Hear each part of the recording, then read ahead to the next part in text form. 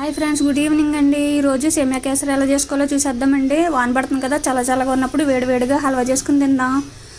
కొంచెం కడాయి వేడెక్కిన తర్వాత నెయ్యి వేసుకోండి. నెయ్యి వేడెక్కిన తర్వాత అందులోనే జీడిపప్పు పలుకులు వేసేసుకుని వేపేసుకుందాం.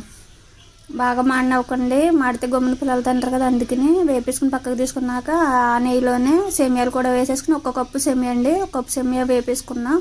నా దగ్గర అయితే ఫుడ్ కలర్ లేదు, అందుకనేసి నేను మామూలుగా గోల్డెన్ బాగా బ్రౌన్ కలర్ వచ్చేదాకా వేపేసుకున్నాను. నేనైతే ఒక కప్పు సేమియాకి 2 కప్పులు వాటర్ అండి వేపేసుకున్నారు కదా. కొంచెం బ్రౌన్ కలర్ వచ్చిన తర్వాత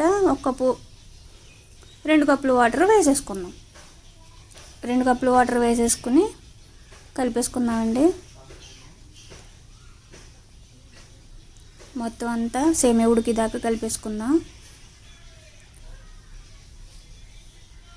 సేమియా ఉడికింది కదండి, సగం ఉడికినప్పుడే 1 కప్పు సేమియాకి 1 కప్పు పంచదార కూడా వేసేసుకుని ఉడకనిద్దాం సేమియాని. అది దగ్గర పడింది కదండి, ఇప్పుడే కొంచెం ఇలాచీ పౌడర్ వేసుకున్నాము. వేపుకున్న జీడిపప్పు పలుకులు కూడా వేసేసుకుని కలిపేసుకుందాం.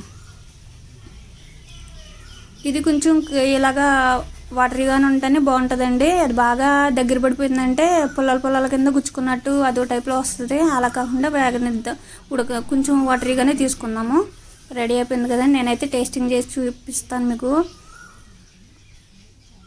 స్వీట్ గట్ట అంతా సరిపోయిందండి, సూపర్ వచ్చింది. నాకైతే నచ్చితే లైక్ అండ్ సబ్స్క్రైబ్ అండి. బాయ్ అండి.